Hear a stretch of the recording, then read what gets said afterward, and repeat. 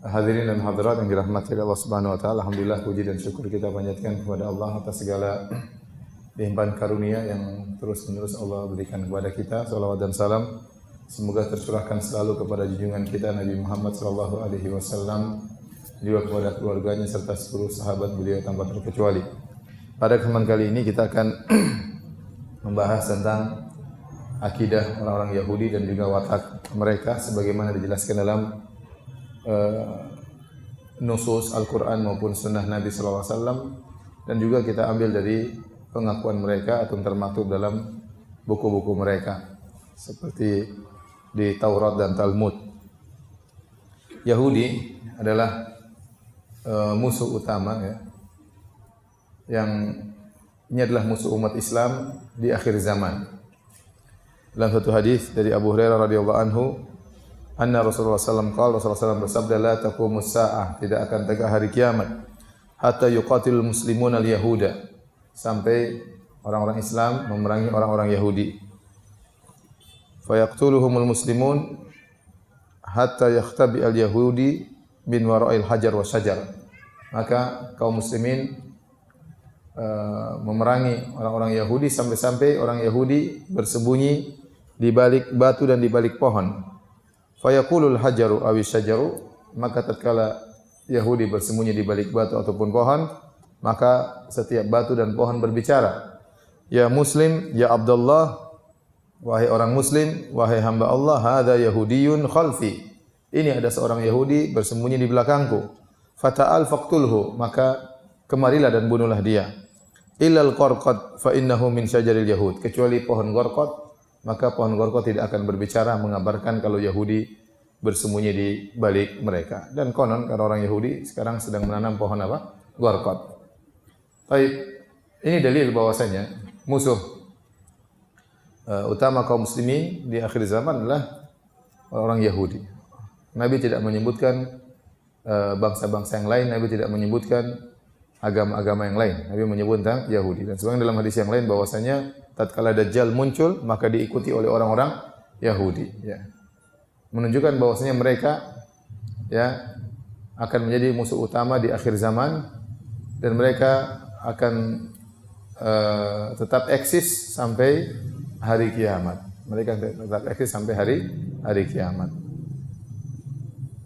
Oleh karenanya di awal dari Al-Quran, di awal surat Al-Baqarah juga Allah Subhanahu wa taala menceritakan tentang sifat-sifat orang Yahudi dalam banyak ayat tentang Bani Israel, bagaimana pembanggangan mereka terhadap Nabi Musa ya. Kenapa? Karena sebagai peringatan bagi kita, seorang muslim baca Quran dia langsung mendapati tentang sifat-sifat orang Yahudi. Bahwasanya ini musuh utama, jangan sampai terpedaya dengan mereka. Terlebih lagi ya, Allah menyebutkan sifat-sifat mereka yang begitu ya kurang ajar terhadap Nabi Musa alaihissalam, sampai-sampai di antara hobinya Bani Israel adalah membunuh para nabi. Kata Allah, wa qatalahumul anbiya, kalian membunuh para nabi ya. Susah ya, bagaimana suatu kaum kalau ada nabi yang tidak cocok dengan selera mereka, maka mereka pun bunuh nabi tersebut ya. Saya sering bilang kalau ada ustadz diutus untuk berdakwah di suatu daerah, yang orang daerah situ hobinya bunuh ustadz kalau tidak sesuai dengan selera. Repot juga kalau kita berdakwah di situ ya. Nah, Bani Israel demikian, kalau ada nabi yang diutus ke mereka dan tidak sesuai dengan selera mereka tidak ya, ragu-ragu untuk membunuh nabi tersebut, padahal mereka tahu itu adalah utusan Allah Subhanahu wa taala. Dan sekarang kita sadar dan kita tahu bahwasanya rata-rata perekonomian dipegang oleh orang-orang Yahudi. Di Eropa yang menguasai orang Yahudi. Hiburan yang pegang orang Yahudi. Hollywood dan yang lainnya. Media sosial yang punya juga orang Yahudi. Banyak orang Yahudi. Jadi menunjukkan mereka memang eksis, dan mereka terus akan eksis sampai hari kiamat. Oleh karenanya seorang berusaha mengenal tentang Yahudi. Ya. Hadirin hadirat yang dirahmati Allah Subhanahu wa taala. Sebelum kita berbicara tentang Yahudi, kita akan berbicara tentang sejarah singkat orang-orang Yahudi ya. Baru kita masuk dalam kitab suci yang dijadikan pegangan oleh orang Yahudi. baru kita akan jelaskan tentang watak dan akidah mereka dan serta akhlak mereka. Sebagaimana kita ketahui bahwasanya Yahudi atau Banu Israel adalah Banu artinya anak-anak, Israel artinya Yakub. Banu Israel artinya anak-anak Yakub. Dan Nabi Yakub alaihissalam namanya Yakub bin Ishak bin Ibrahim. Di antaranya anak-anaknya ada yang bernama Yusuf. Yusuf bin Yakub bin Ishak bin Ibrahim. Dan nasab yang terbaik. Nabi, anak Nabi, anak Nabi, anak Nabi. Yusuf bin Yakub bin Ishak bin Ibrahim. Dan sebagaimana Allah sebutkan dalam kisah surat Yusuf, tatkala Ishak atau Yakub punya anak 12, ya, di antaranya Yusuf, di antaranya Binyamin, di antaranya Yahuda, ya, salah seorang di antara 12 itu namanya Yahuda. Ada yang mengatakan Yahuda ini anak tertuanya, ya. Kemudian 10 orang dari anak-anaknya cemburu kepada Nabi Yusuf alaihissalam. Sehingga cerita Nabi Yusuf akhirnya dibuang dan akhirnya menempuh berbagai macam ujian sampai akhirnya menjadi seorang menteri pembesar di kota Mesir. Sementara orang tuanya Yakub dan ibunya dan keluarganya hidup dalam penuh kesulitan di Palestina. Sampai akhirnya timbul masa paceklik, musim kemarau, sehingga mereka kelaparan dan mereka harus pergi mencari makan di kota Mesir dan akhirnya terbongkarlah ternyata Yusuf sudah menjadi seorang menteri pembesar di kota Mesir. Akhirnya Yusuf alaihissalam menyuruh mereka semuanya untuk pindah ke Mesir. Maka berbondong-bondonglah mereka meninggalkan Palestina, tinggal di Mesir di zaman hidupnya Nabi Yusuf alaihissalam sebagai bendaharawan kerajaan Mesir. Maka pihak Mesir memberikan daerah khusus, disitulah tempat komunitasnya orang-orang Banu Israel. Mereka tinggal situ, beranak pinak di situ. Dan di awal mereka tinggal di sana, mereka disegani ya karena ada Yusuf alaihissalam. Namun setelah Nabi Yusuf alaihissalam meninggal dunia, sudah tidak ada lagi yang dipandang oleh orang Bani Israel, oleh orang-orang Mesir.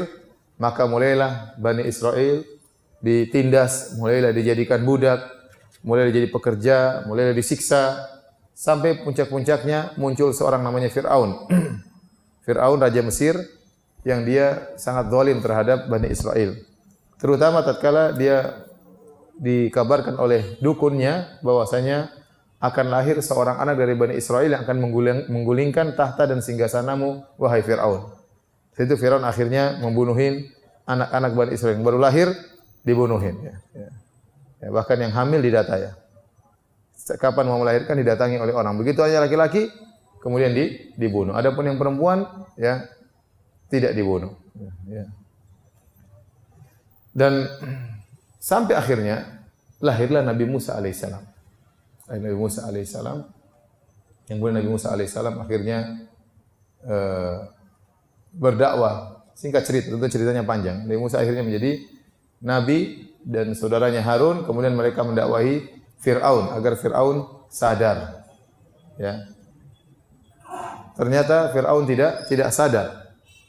Padahal Allah Subhanahu wa taala telah memberikan banyak mukjizat kepada Nabi Musa dan juga dilihat oleh Fir'aun.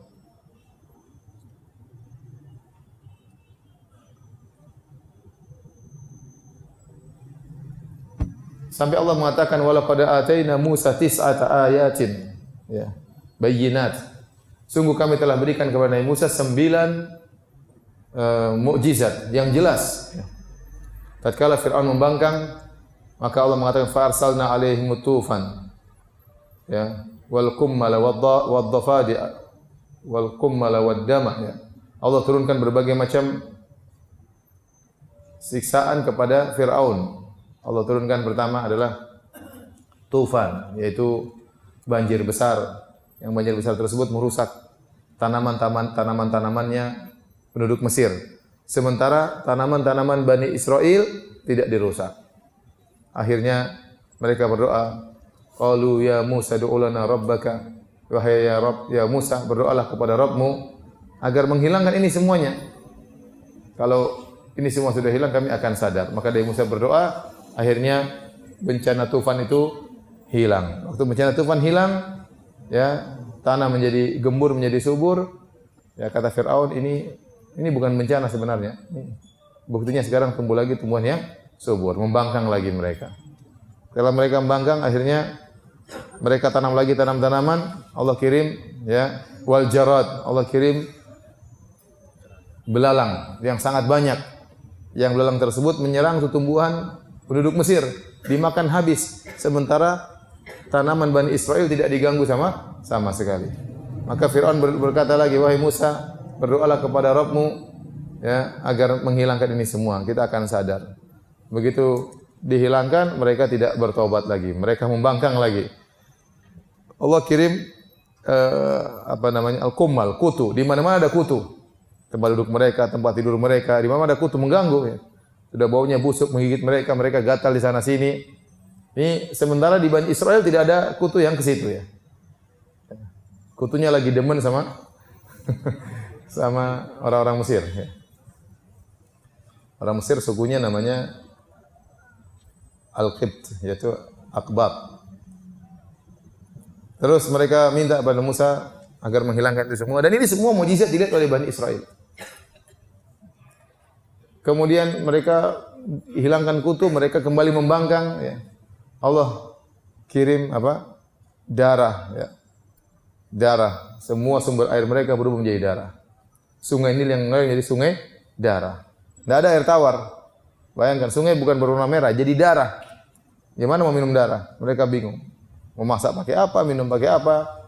Sementara sumur-sumurnya Bani Israel tidak ada darahnya. Mereka bilang, ya sudah, kita ambil air dari sumurnya Bani Israel. Mereka datang ke Bani Israel, mereka ambil airnya, air tawar. Begitu diangkat, jadi darah seketika. Berdoa lagi, Musa bilang Tuhan menghentikan. Akhirnya Nabi Musa berdoa. Mereka tidak taubat lagi. Kemudian Allah kirim lagi kodok.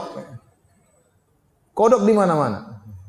Setiap mereka makan ada kodok. Mereka ngobrol ada kodok. Mereka rapat ada kodok. Mereka tidur ada kodok. Sambil disebutkan mereka tidak berani mangap. Kalau mereka buka mulut, kodok langsung masuk. Jadi sementara Bani Israel tidak ada kodok di situ. Tidak ada kodok. Ini mukjizat paling banyak, ya. Akhirnya Fir'aun jengkel, ya. Dan dia melakukan rencana buruk. Akhirnya Allah menyuruh Nabi Musa alaihissalam untuk membawa lari kaumnya. Nabi Musa tidak mampu untuk berperang tatkala itu. Kemampuan tidak ada. Jumlah Bani Israel cuma sedikit. Itu pun lemah, tidak punya kekuatan. Sementara Fir'aun, ya, hebat, pasukannya banyak, senjata lengkap. Tidak mungkin Allah suruh Musa berjihad lawan apa? Lawan Fir'aun. Terkadang harus kabur karena tidak memungkinkan. Sebagaimana Ashabul Kahfi juga tidak bisa berjihad. Maka disuruh kabur untuk pergi ke Fa'u ilal Kahfi. Pergilah kalian sembunyi di goa. Karena secara logis enggak mungkin, ya. Enggak mungkin 7 orang ini mau melawan satu negara. Maka suruh pergi. Akhirnya Nabi Musa, kata Allah, walaqad auhayna ila Musa an asri bi ibadi fadrib lahum tariqan fil bahri yabasa la takhafu darakan wa la takhsha. Maka kami pun wahyukan kepada Musa, bawa pergilah hamba-hambaku Bani Israel. Ya. Kemudian akhirnya Nabi Musa di malam hari pergi membawa Bani Israel.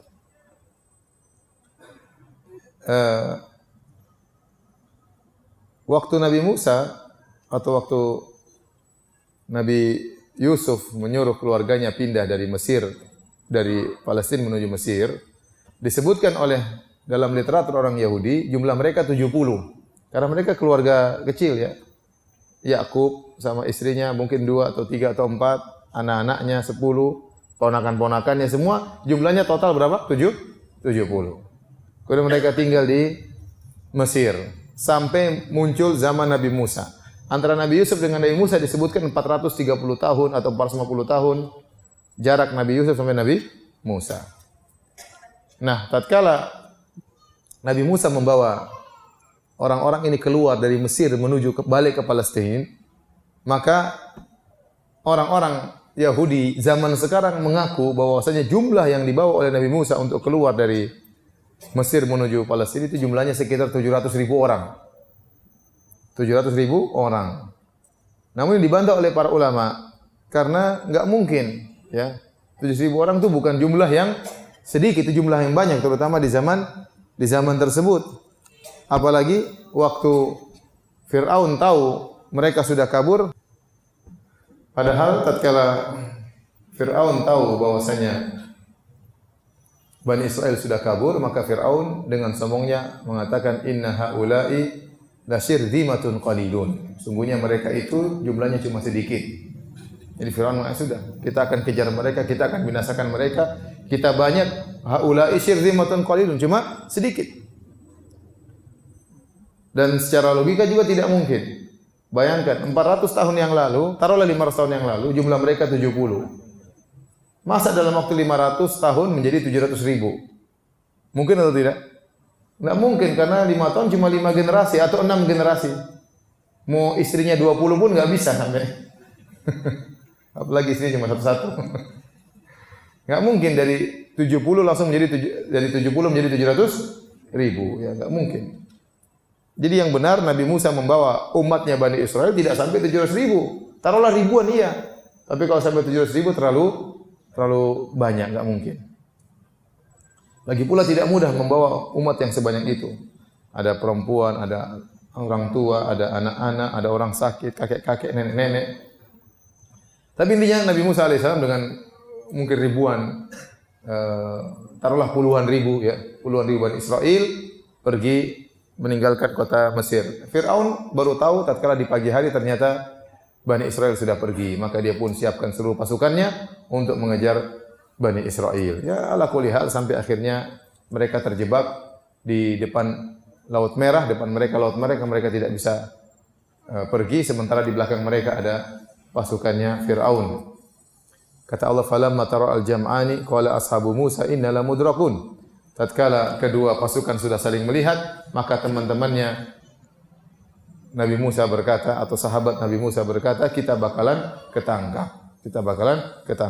Kata Nabi Musa, kalla inna ma'iya rabbi sayahdin. Ketahuilah, Rabbku bersamaku dan dia akan beri petunjuk kepadaku. Ya. Di sini saya ingin menjelaskan bagaimana brengseknya sebagian umat Nabi Musa. Jadi Nabi Musa ini diberikan mukjizat yang luar biasa. Tadi 9 mukjizat, Allah kirim kodok, kutu, apalagi tadi banjir, macam-macam. Dan itu dilihat oleh Bani Israel. Bagaimana cobaan-cobaan dan azab-azab tersebut hanya menimpa Mesir, suku Aqbat. Adapun Bani Israel tidak terkena musibah-musibah tersebut. Kemudian mereka juga melihat bagaimana Nabi Musa melemparkan tongkatnya. Karena waktu duel antara Nabi Musa dengan para penyihir Fir'aun ditonton oleh semua orang. Itu hari raya waktu itu, semuanya pada ngumpul di waktu duha. Bani Israel nonton, orang-orang Aqbat juga nonton. Ternyata Nabi Musa melempar tongkatnya jadi apa? Jadi ular. Ini mukjizat luar biasa. Kemudian Nabi Musa juga taruh tangannya, kalau taruh ketiaknya, kemudian dia keluar dari kantongnya, dia keluarkan, maka tangannya mengeluarkan putih seperti cahaya lampu, ya. Dan itu menakjubkan zaman tersebut, ya. Thomas Alva Edison belum lahir, ya. Jadi banyak mukjizat Nabi Musa. Belum Nabi Musa orangnya sangat kuat. Sekali mukul orang mati, bayangkan. Kalau Nabi Musa ngomel 10 orang dipukul, teng, mati semua satu-satu. Nabi Musa sangat kuat, tubuhnya sangat kuat, ya, alaihi salam. Ya. Semua itu mereka tahu tentang kehebatan Nabi Musa.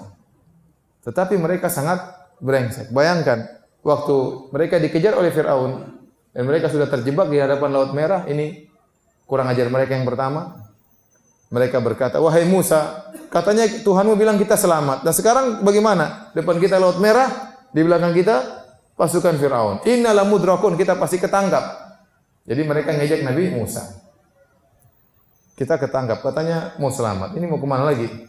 Maka Nabi Musa menjawab, inna ma'iya rabbi sayahdin. Kata Nabi Musa, sungguhnya Rabbku bersamaku dan dia akan beri petunjuk kepadaku. Lihat, Nabi Musa tidak mengatakan Allah bersama kita, tidak. Tapi Nabi Musa mengatakan Allah bersamaku karena kalian brengsek. Lihat waktu Nabi Muhammad SAW, waktu Abu Bakar sedih dan takut, apa kata Nabi Muhammad SAW? La tahzan inna Allaha ma'ana. Jangan kau sedih, sungguhnya Allah bersama apa? Kita. Tapi kali ini Nabi Musa berkata, inna ma'i ya Rabbi, Allah bersamaku. Dan Allah akan beri petunjuk kepadaku. Karena muridnya menjengkelkan ini. Padahal sudah banyak mujizat mereka lihat. Akhirnya Allah Subhanahu wa taala menyuruh Nabi Musa untuk memulkan tongkat. Pas dia pulkan tongkat, maka laut pun terbelah. Fanfalaqa fakana kullu firqin kataudil azim. Maka laut pun mengalir ke atas, bukan ke bawah, mengalir ke atas. Disebutkan oleh Ibnu Katsir dalam tafsirnya, maka terbukalah 12 pintu, terbuka 12 jalur. Kenapa 12? Karena Bani Israel 12 suku. Seluruh Bani Israel itu kembali kepada 12 suku. Siapa 12 suku itu? Ya tadi 12 anaknya Nabi Yakub, saudara-saudara Yusuf. Salah satu suku adalah suku Yusuf, salah satu suku adalah sukunya Binyamin, dan suku-suku yang lain 12 suku. Maka terbukalah 12 pintu untuk mereka lewat agar mereka tidak ribut ya. Kalau cuma satu pintu nanti rebut-rebutan. 12 pintu. Kemudian kata Allah, fadrib lahum tariqan fil bahri yabasan. Kemudian Allah menjadikan tanah pun langsung menjadi kering. Karena kalau tidak kering susah dipijak pantai, kalau jalan tidak kering kaki masuk susah. Enggak cepat keburu dikejar oleh pasukan Firaun. Maka Allah menjadikan pantai tersebut menjadi kering. Yang tadinya tanah di dasar laut langsung jadi kering sehingga mudah untuk dipijaki. Akhirnya mereka pun pergi, Nabi Musa pun pergi sama pengikutnya sampai akhirnya lewat ke sebelah. Tatkala pengikut Nabi Musa sudah lolos sampai di tepi pantai yang sebelah, pengikut Firaun baru sampai tepi pantai yang ini. Laut masih terbuka. Waktu Nabi Musa memukulkan tongkatnya menutup lautan, Allah tegur, "Watrukil bahra rahwan. Innahum jundum mughraqun." Kata Allah, biarkan laut terbuka, sungguhnya mereka adalah kaum yang akan ditenggelamkan. Akhirnya Nabi Musa enggak jadi pukul tongkatnya ke lautan. Laut tetap terbuka. Waktu itu Firaun bingung, ini gimana? Tapi anak-anak buahnya mengatakan, "Firaun, katanya kamu Tuhan, jalan dulu lah." Kata Ibnu Katsir, "Fatajallada Firaun." Firaun pun sok sabar, jaga image, enggak enak kan? Ya, gimana? Akhirnya dia mau tidak mau dia jalan di luar. Karena kalau dia mundur, orang sudah tidak percaya dia sebagai Tuhan. Mau tidak mau dia maju. Apapun yang terjadi. Waktu dia maju, ternyata lautan tidak tertutup. Kesempatan dia bilang kepada pengikutnya, "Wahai pengikutku, wahai rakyatku, sungguhnya laut terbuka untukku. Ayo jalan." Akhirnya rakyatnya bahlul-bahlul semua ikut juga semua. Masuk semua. Begitu sudah semua masuk di tengah lautan, maka Nabi Musa memukulkan tongkatnya ke lautan. Itu semua dilihat oleh Bani Israel. Kemudian akhirnya lautan tertutup, menenggelamkan mereka seluruhnya. Begitu lautan tenggelam seluruhnya. Mereka sudah tenggelam semua oleh Laut Merah. Brengsek lagi nih umatnya Nabi Musa ini. Kata mereka, "Wahai Musa, mana buktinya Firaun mati? Mana buktinya?"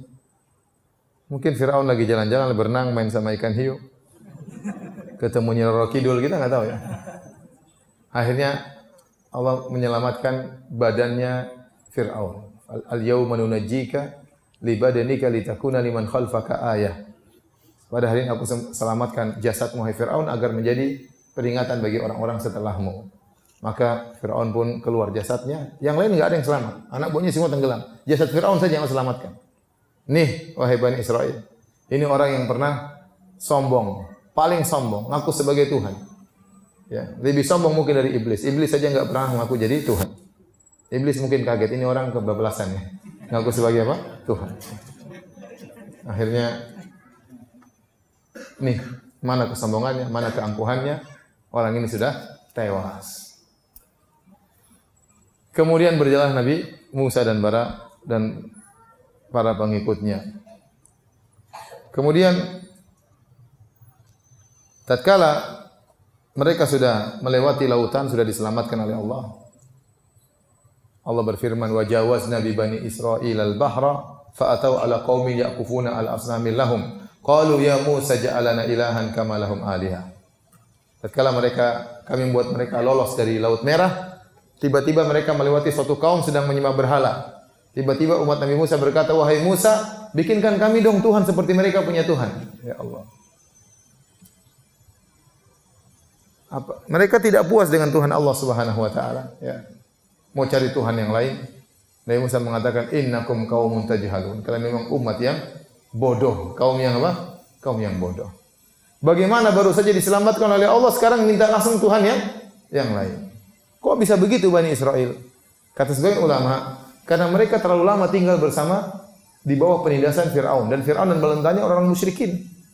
Sehingga keberadaan mereka tinggal bersama suku Akbat, sukunya Fir'aun. Apalagi posisi mereka sebagai tertindas, sebagai budak, ini mempengaruhi kehidupan mereka. Orang biasanya melihat suku yang di atas. Sehingga dia terpengaruh dengan sifat-sifat keyakinan suku yang di atas. Saking lamanya ya. Kita saja di Indonesia, ya saking lamanya agama lain pernah ada sebelum Islam, maka masih banyak tradisi-tradisi yang masih terpengaruh dengan agama tersebut. Ya. Ya, karena tidak mudah untuk dihilangkan. Ya. Baik. Kemudian Nabi Musa alaihissalam di antaranya dipanggil oleh Allah untuk bertemu dengan Allah Subhanahu wa taala. Maka Nabi Musa alaihissalam pergi ke Bukit Tursina. Nabi Musa suruh Nabi Harun jaga umatnya. Waktu Nabi Musa pergi, ternyata mereka diperdaya oleh Samiri, akhirnya mereka membuat patung sapi dari emas. Nabi Harun sudah tegur, "Wa laqad qala lahum Harun min qablu ya qaumi inna ma futintum bi wa inna rabbakumur rahman. Fattabi'uni wa ati'u amri." Dan Harun sudah mengingatkan mereka, "Wahai kaumku, sesungguhnya kalian terfitnah. Sungguhnya Rabb kalian adalah Allah, maka ikutilah aku dan taatlah kepada perintahku." Apa kata Bani Israel? Qalu lan nabraha alaihi akifina hatta yarji' ilaina Musa. Kami tidak bakalan meninggalkan peribadatan terhadap sapi ini sampai Musa datang. Jadi mereka enggak menganggap Harun. Yang mereka takut cuma siapa? Nabi Musa. Subhanallah, Nabi Musa lagi dipanggil Allah, mereka bikin kesyirikan. Ini umat yang sangat-sangat brengsek. Ya. Waktu Nabi Musa pulang, Nabi Musa lihat mereka nyembah berhala, Nabi Musa marah. Sampai Nabi Musa pegang alwah, isinya Taurat, Nabi Musa, ya, wa alqal alwah, dia banting itu apa? Taurat itu. Bayangkan lagi marah, biar kita pegang Al-Quran, saking marahnya kita lempar apa? Al-Quran. Saking marah Nabi Musa.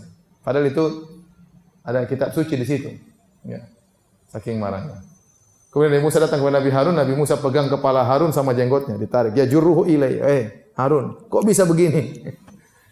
Nabi mengatakan, "Ya bena ummi, la ta'khudh bi lihyati wala bi ra'si."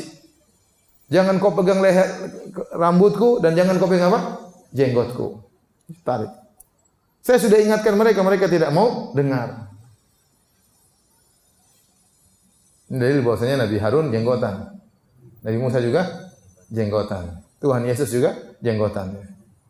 Semua orang-orang baik rata-rata jenggotan. Santa Claus saja jenggotan. Konghucu jenggotan. Ya. Biksu-biksu juga apa? Jenggotan. Terus sekarang ada orang bilang tidak boleh jenggotan. Taib. Akhirnya Nabi Musa pun marah. Akhirnya Allah Subhanahu wa taala menyuruh Bani Israil untuk bertobat. Di antara bentuk tobat mereka adalah faqtulu anfusakum, bunuhlah diri kalian. Kenapa? Karena mereka ini mukjizatnya banyak, makanya hukuman juga berat. Ya. Kita baca dalam surat Al-Baqarah bagaimana mukjizat Allah berikan kepada mereka. Tatkala mereka berjalan meninggalkan kota Mesir, berjalan di tengah perjalanan di padang pasir atau di mana, mereka kehausan. Kata mereka, "Wahai Musa, ya, wa idza sqa Musa liqaumihi faqulna drib bi asaqal hajar fanfajarat minhu 12 aina." Mereka bilang, "Wahai Musa, kami kehausan, minta sama Tuhanmu, berikan kami air." Maka Nabi Musa pukul batu, tung, batu besar. Maka keluarlah air 12 keran. Ya. Air 12 keluar, karena mereka 12 suku, biar enggak rebutan. Karena kalau satu mereka rebut-rebutan. Jadi 12 keran langsung keluar dari batu itu. Bayangkan enggak ada sumber air. Batu keluar apa? Air. Sampai disebut oleh ahli tafsir, batu itu mereka bawa kemana-mana. Pokoknya kalau lagi haus, ping, keluar air. Mukjizat itu, mukjizat ini mukjizat seperti ini tidak pernah di zaman Nabi SAW. Nabi SAW mukjizatnya cuma sedikit. Tapi mukjizat yang Allah berikan kepada Nabi Musa dilihat oleh umatnya sangat banyak. Tadi bayangkan, batu dipukul keluar apa? Keran. Ya. Mereka jalan di tengah jalan, "Ya Musa, kami kepanasan, matahari terik sekali. Minta kepada Tuhanmu akan beri naungan kepada kami." Nabi Musa berdoa, ya Allah berikanlah naungan kepada kami. Kata Allah, wa dhallalna 'alaikumul ghamama. Kami pun datangkan awan menaungi mereka. Di mana-mana mereka berjalan, teduh. Bayangkan. Mukjizat atau bukan? Mukjizat. Bayang kemana-mana awan ikut. Teduh di mana-mana. Ya. Orang lain kepanasan, mereka tidak kepanasan. Mereka juga lapar. Ya Musa, kita ingin makan. Mana makanan? Minta sama Tuhanmu. Kamu kan Nabi, minta sama Tuhanmu apa? Jadi sedikit-sedikit ngeluh. Sedikit-sedikit apa? Ngeluh. Maka Nabi Musa berdoa, kata Allah, wa anzalna 'alaikumul manna wasalwa. Kami turunkan al-man wasalwa. Al-man itu makanan yang Allah turunkan, yang gantung di pohon, mereka tinggal ngambil, tidak usah diolah lagi, tinggal dimakan. Ada yang bilang makan, ada yang mengatakan madu. Mana? Salwa burung yang enak, tinggal mereka tangkap, mereka panggang makan. Dikasih makan mana wasalwa? Sudah dikasih makan makanan banyak, mereka bosan. Kata mereka, wa idh qultum ya Musa lan nasbiru ala ta'amin wahid fad'u lana rabbaka yukhrij lana mimma tunbitul ardu min baqliha wa qithai wa fumiha wa adasiha wa basaliha qala atastabdilul ladzi huwa adna bil ladzi huwa khair ihbitu misran fa inna lakum ma sa'altum. Kata mereka, wahai Musa, kami bosan makan mana wasalwa terus. Bosan, ini makan dari langit loh.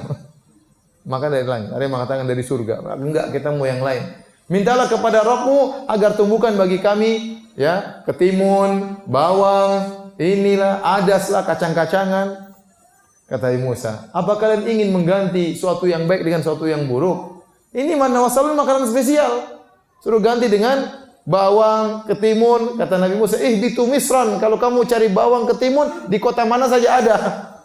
Kalau mana salah mau dapat dari mana? Tapi mereka begitu, enggak sabar, bosan wahai Musa. Jadi mereka yang paling brengsek itu. Umat yang paling brengsek umatnya Nabi Musa.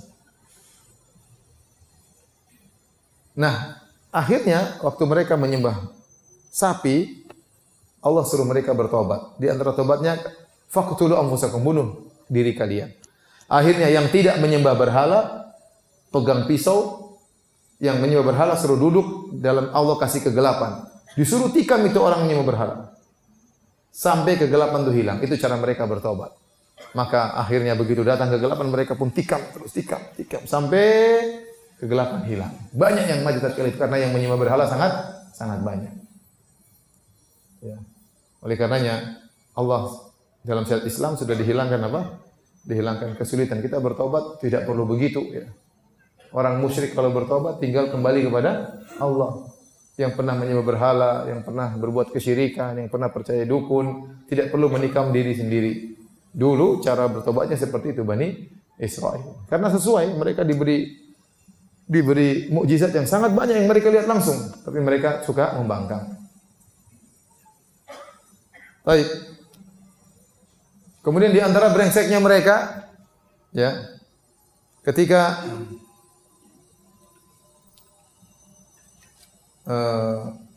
Nabi Musa sudah mau sampai di Palestina, karena mereka keluar dari Mesir menuju Palestina, kampung halaman. Begitu sampai di Palestina, Nabi Musa suruh mereka untuk masuk ke dalam kota Palestina. Ternyata di dalam kota Palestina tersebut sudah dikuasai oleh sekelompok suku yang mereka kuat-kuat. Ya. Nabi Musa mengatakan, ayo masuk, jihad lawan mereka. Kata mereka, inna fiha qauman jabbarin, wa inna lan nadkhulaha hatta yakhruju minha, fa yakhruju minha fa inna dakhilun. Lihat brengseknya mereka. Kata Nabi Musa, pergi kalian berjihad, usir itu orang-orang dari kampung kita agar kita tinggal di situ.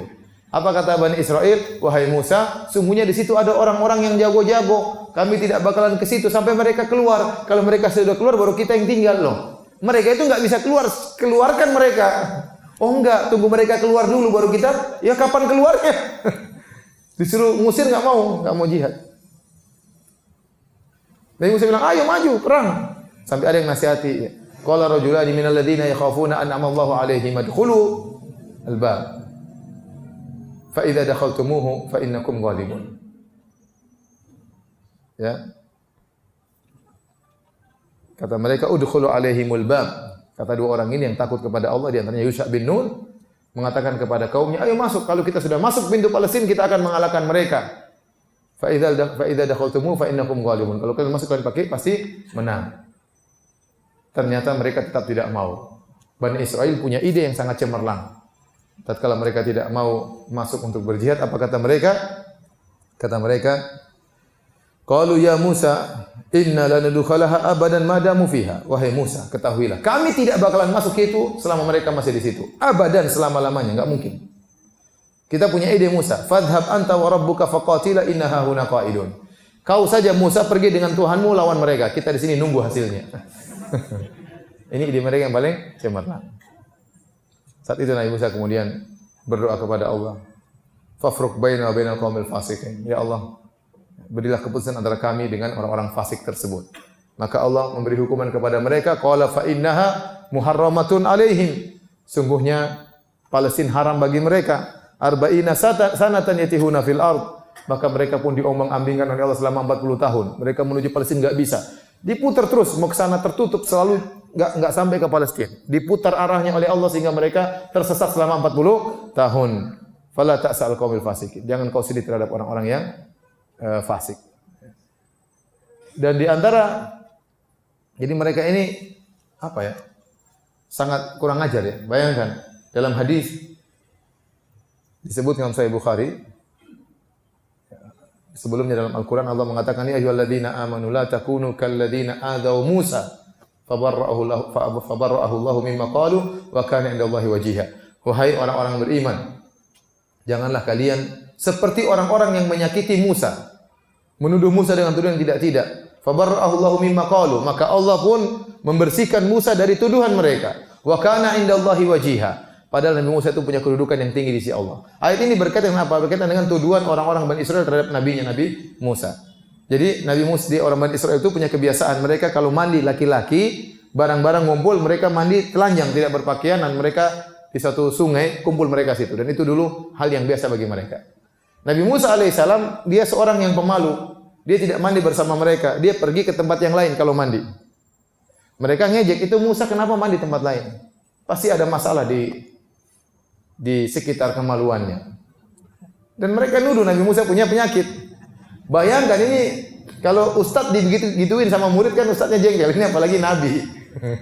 Itu ustadz tuh nggak pernah makan sama kita, itu udah masalah ustadz. Ini Nabi digituin sama murid-muridnya, brengsek. Akhirnya Nabi Musa suka mandi sendiri, tidak mandi bersama mereka. Suatu hari Allah ingin agar Nabi Musa bebas dari tuduhan tersebut. Mereka jadi gunjingan terus. Musa itu nggak pernah mandi sama kita karena punya masalah sekitar kemaluannya.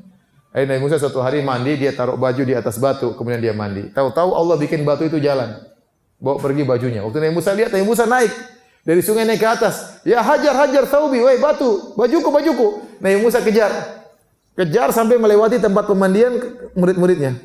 Oh ternyata enggak, kita salah duga ternyata. Akhirnya Nabi Musa pukul batunya sampai tanda pukulannya Nabi Musa saking kuatnya.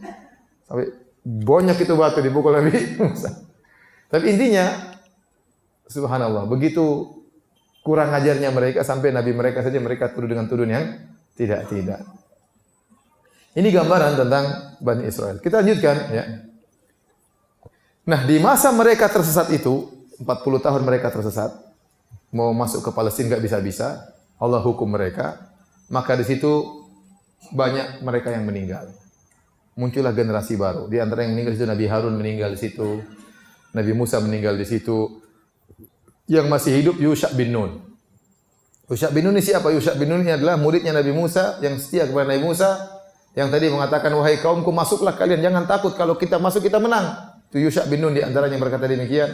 Dan dialah yang menamai Nabi Musa dalam Al-Qur'an yang Allah sebutkan tatkala Nabi Musa mencari Nabi Khadir.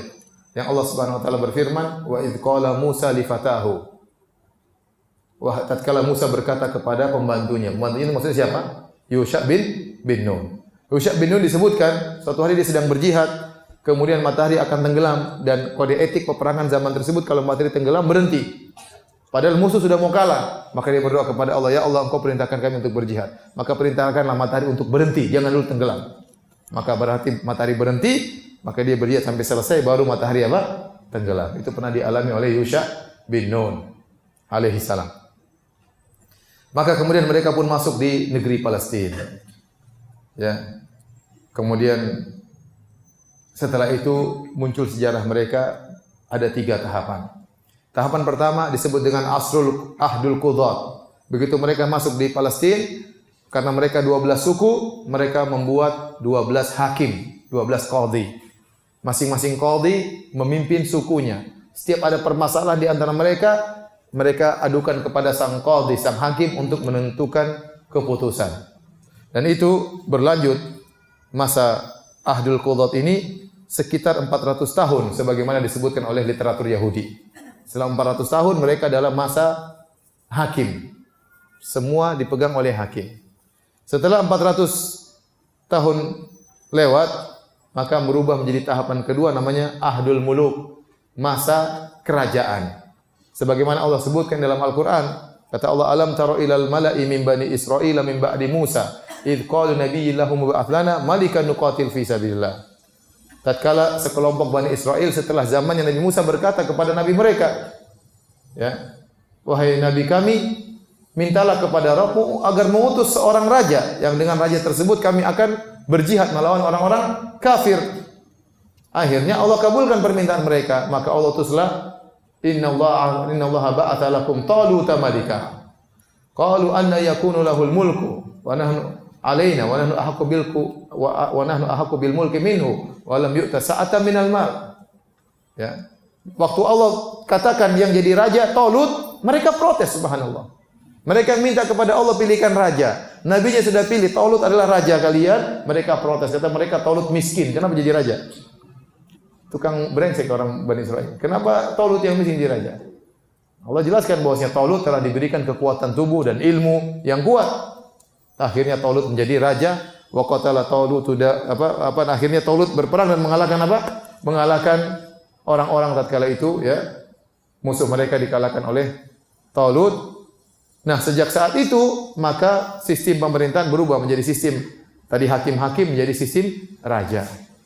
Teruslah mereka bersatu di atas raja. Meninggal raja ini muncul raja berikutnya, meninggal raja ini muncul raja berikutnya. Sampai akhirnya di masa puncak keemasan mereka adalah Raja Daud alaihissalam. Daud adalah nabi sekaligus apa? Raja. Ini Nabi Daud jauh setelah Nabi Sulaiman. Nabi apa? Nabi Musa. Setelah Nabi Daud maka punya anak namanya siapa? Sulaiman. Inilah puncak kejayaan mereka. Disebutkan oleh mereka bahwasanya di zaman Daud dan Sulaiman mereka membuat namanya Haikal Sulaiman, kerajaan Israel Raya. Yang kerajaan tersebut hancur dileburkan oleh musuh-musuh mereka di kemudian hari, tinggal satu tembok saja dari kerajaan Sulaiman disebut dengan tembok ratapan. Mereka nangis di situ. Itulah sisa dari puing-puing kerajaan Haikal Sulaiman. Ya, kita tahu kisah Nabi Sulaiman panjang lebar. Intinya Sulaiman adalah raja yang terakhir setelah Nabi Sulaiman meninggal dunia, maka tahapan ketiga namanya tahapan perpecahan. Situlah timbul perselisihan antara anaknya Sulaiman dengan anak dari suku yang lain. Anaknya Nabi Sulaiman alaihissalam namanya Ruhbu'am bin Sulaiman. Berselisih dengan seorang bernama Yurbu'am bin Nubat. Ya.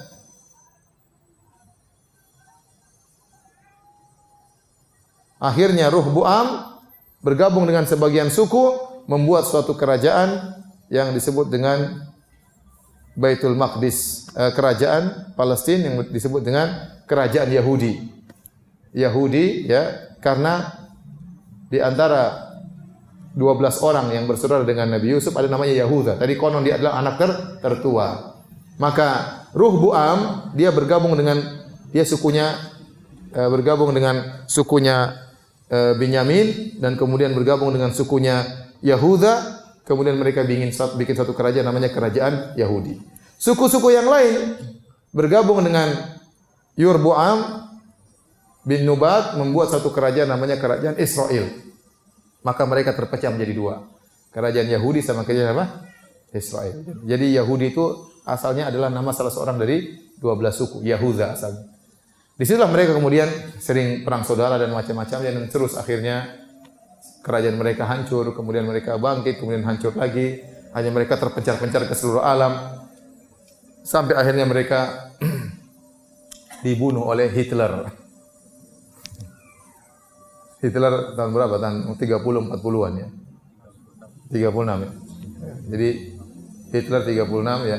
36 dia pernah mengumpulkan orang Yahudi, sangat dijengkel sama orang Yahudi. Dia kumpulkan dari Yahudi di Eropa semua dia kumpulkan taruh di Jerman ya. Bahkan waktu saya ke Amsterdam, mereka cerita, itu sampai orang Jerman itu datang ke Amsterdam, ngambilin orang apa? Yahudi, cari orang Yahudi, di sweeping, ditangkapin semua, dibawa ke Jerman. Dan konon yang dibunuh ada sekitar 6 juta orang. Allah benar atau tidak? Dibunuh semua sama siapa? Hitler. Nggak tahu mungkin terlalu besar jumlah itu, tapi banyak yang dibunuh karena Hitler sangat jengkel sama Yahudi. Kalau kita pelajari tentang akidah Yahudi, kita bilang wajar Hitler bunuh mereka. Itu tahun berapa? 36. Sekarang tahun 2018. Berapa tahun? Coba dikurangi. Ayo, pakai kalkulator jangan lama-lama. Hah? Belum 100 tahun kan? Belum.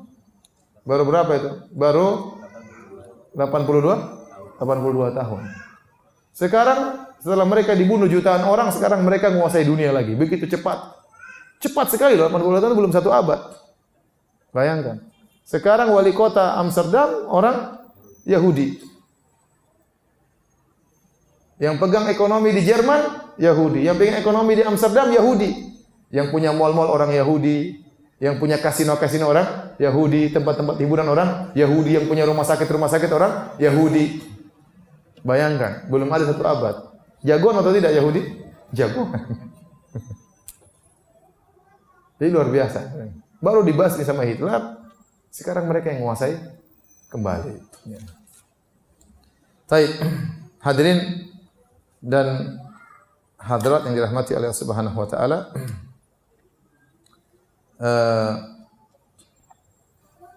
Kita akan bahas tentang akidah orang Yahudi. Tentu Anda bertanya-tanya, kok bisa dibunuh jutaan orang kemudian bisa menguasai kembali? Tentu jumlah mereka waktu itu habis. Kok bisa ya? Apakah benar-benar orang Yahudi sekarang adalah keturunan Nabi Yakub alaihissalam? Jawabannya benar tapi tidak semuanya. Ini dijelaskan oleh para ulama. Banyak hal yang menunjukkan bahwasanya orang Yahudi yang sekarang ini bukanlah semuanya keturunan Nabi Yakub. Semuanya bukan Habib ya. Keturunan Nabi kan Habib kan. Tidak semuanya adalah keturunan Nabi Yakub alaihissalam. Kita Habib tapi Habib Nabi Adam ya. Jadi mereka ini keturunan Nabi Yakub tapi tidak semuanya. Tidak semuanya. Dalilnya apa? Para ulama menjelaskan. Pertama, dilihat dari sisi fisik aja. Kalau Anda lihat orang-orang fisik Yahudi sekarang, tidak semuanya dalam satu model. Ada yang putih, ada yang berwarna Eropa kulitnya, ada yang kulit hitam, ada yang sipit, ya, ada yang bermacam-macam modelnya. Ada yang tipe orang India, ada tipe orang Turki. Ya. Berbeda dengan kalau kita bicara tentang misalnya Arab. Arab kan terjaga fisiknya. Arab tetap aja Arab. Mau nikah dengan saya tetap aja kelihatan apa? Arabnya. Ya. Nggak ada Arab kemudian hidung pesek, ini Arab bermasalah ini kok hidungnya pesek misalnya. Ada Arab matanya cipit, mungkin ada kejadian begitu. Tapi itu langka. Ya, saya pernah ketemu teman Arab. Jadi bapaknya Arab, ibunya Cina. Rupanya lahirnya sipit, tapi dia famnya Arab. Orang lihat nggak percaya, tapi ya begitulah. Muka Cina, famnya apa? Arab. Tapi itu langka. Sementara kalau kita lihat orang Yahudi, fisiknya sangat-sangat jauh berbeda. Dari fisik Turki, fisik Eropa, fisik India, fisik Afrika. Ini nggak mungkin. Tidak mungkin mereka menjaga keutuhan keturunan mereka kepada Nabi Yakub alaihissalam. Jadi lihat fisik aja nggak semuanya keturunan Nabi Yakub. Sudah. Kemudian bagaimana jumlah sedikit tiba-tiba mereka menjadi banyak. Ternyata disebutkan oleh mereka menikahi wanita-wanita dari luar mereka dan wanita-wanita mereka diambil oleh suku-suku dari luar mereka dan semuanya dinisbahkan kepada orang Yahudi. Sampai sekarang waktu saya ke Eropa, sebagian kawan-kawan ya, saya punya kawan di sana Habib ya, dari keturunan Nabi sallallahu alaihi wasallam, dia gaul sama orang Yahudi ya. Dia cerita kepada saya bahwasanya Yahudi yang dia temui sekarang nasabnya kembali kepada ibunya. Nasabnya kembali kepada ibunya, bukan kepada bapaknya. Ini adalah penyimpangan pada sebagian orang Yahudi. Mereka menisbahkan nasab mereka kepada apa? Ibu. Harusnya kepada bapak. Bukankah Yusuf bin Yakub bin Ishak bin Ibrahim semuanya kembali kepada bapak? Namun sebagian Yahudi sekarang nasabnya kembali kepada ibunya. Ini penyimpangan. Tapi mereka fanatik terhadap Yahudi. Jadi tidak benar pengakuan mereka bahwasanya kami ini masih murni keturunan Nabi Yakub, itu dibantah oleh para ulama. Yahudi sekarang bukanlah Yahudi Bani Israel, tapi sudah bercampur baur. Apalagi disebut dalam sejarah ada satu suku dari Turki, ya, yang mereka kemudian satu suku semuanya masuk Yahudi, jadi agama Yahudi. Ya, dan itu sama sekali tidak ada hubungannya dengan Nabi Yakub alaihissalam, tidak ada keturunan darah dari keturunan Nabi Yakub alaihissalam, tapi secara agama mereka senang dengan agama Yahudi dan mereka menjadi agama Yahudi. Baik, hadirin dan hadirat rahmatillah subhanahu, kita akan berbicara tentang akidah orang Yahudi secara singkat. Ya. Mereka punya 3 sumber pemikiran. Yang pertama namanya Kitab Taurat. Yang kedua namanya Kitab Talmud. Yang ketiga namanya Protokolat. Ya. Apa itu Taurat, apa itu Talmud, apa itu Protokolat? Adapun Taurat yang mereka yakini adalah apa yang dituliskan oleh Allah untuk Nabi Musa. Apa yang dituliskan oleh Allah untuk Nabi Musa. Dan inilah kitab Taurat inilah yang sekarang diyakini oleh orang Nasara sebagai perjanjian lama. Perjanjian lama yang dicetak bersama Bible, perjanjian lama. Bible itu kan isinya perjanjian lama, perjanjian baru sama Rasailur Rusul, tulisan-tulisannya, risalah-risalahnya Paulus. Ya. Nah, perjanjian lama itu yang diyakini oleh orang-orang Nasara, itu adalah Taurat. Sisa peninggalan Nabi Musa alaihi salam. Dan Allah Subhanahu wa taala telah menjelaskan bahwasanya Taurat mengalami banyak penyimpangan, ya. Mengalami banyak penyimpangan. Makanya Allah berfirman, "Fawailul lil ladzina yaktubuna al-kitaba bi aydihim thumma yaquluna hadza min indillahi liyashtaru bihi thamanan qalila. Fawailahum mimma katabat aydihim wa wailahum mimma yaksibun." Sungguh celaka mereka orang-orang yang menuliskan Taurat dengan tangan mereka sendiri. Semua mereka mengatakan, kemudian mereka berkata ini dari Allah Subhanahu wa taala. Buat apa? Untuk mendapatkan dunia saja. Mereka jual. Ada orang perlu hukum tertentu, mereka bikin. Oh, ada ayatnya, bikin sendiri. Ente mau bir haram, bir halal, ada ayatnya, bikin bir jadi apa? Halal. Mereka tulis. Mereka ada min indillah. Ini dari Allah ini. Ayatnya ada. Liyashtaru bi thamanan qalila, untuk mendapatkan harta yang sedikit. Kata Allah, "Fawailul lahum mimma katabat aydihim." Celaka apa yang mereka tulis, wa ilahum mimma yaksibun, dan celaka apa yang mereka perbuat. Allah sebutkan celaka sampai tiga kali. Allah juga berfirman, "Afatatma'una ayyuminu lakum wa qad kana fariqum minhum yasma'una kalamallah tsumma yuharrifunahu min ba'di ma qalu wa hum ya'lamun." Kata Allah Subhanahu wa taala, apakah kalian berharap mereka beriman, orang Yahudi mau beriman, sementara sebagian mereka telah mendengar firman Allah dan dia sudah paham, tapi dia rubah firman Allah, dirubah supaya disangka firman Allah, ternyata bukan firman Allah. Jadi dirubah-rubah, tahrif. Ya. Demikian Allah berfirman, "Wa inna minhum la fariqan yalwuna alsinatahum bil kitabi litahsabuhu minal kitab wa ma huwa minal kitab wa yaquluna huwa min indillahi wa ma huwa min indillah wa yaquluna Allahil kadhiba wa hum ya'lamun." Kata Allah, di antara mereka ada sekelompok orang yang muter-muter lisan mereka sehingga orang menyangka ini adalah bagian daripada Taurat, padahal bukan. Wa ma huwa minal kitab, padahal dia bukan dari Taurat. Dan mereka berkata ini dari sisi Allah. Wa ma huwa min indillah, padahal bukan dari sisi Allah. Dan mereka berdosa atas nama Allah, padahal mereka tahu itu adalah dosa. Kata Allah, bagaimana kalian berharap mereka beriman? Sama Tuhan aja mereka berani berdosa. Mereka ingin Tuhan bilang begini, padahal dia bohong. Sebagaimana kalian mengharap orang ini beriman? Karena orang-orang Islam ingin orang Yahudi masuk Islam, tapi Allah sudah putuskan, jangan berharap mereka beriman. Mereka seperti itu sifatnya. Ya. Baik. Ya. Hadirin dan hadirat yang dirahmati Allah Subhanahu wa taala. Jadi Taurat sudah mengalami banyak penyimpangan, ya. Dan penyimpangan tersebut sangat nampak sekali, ya.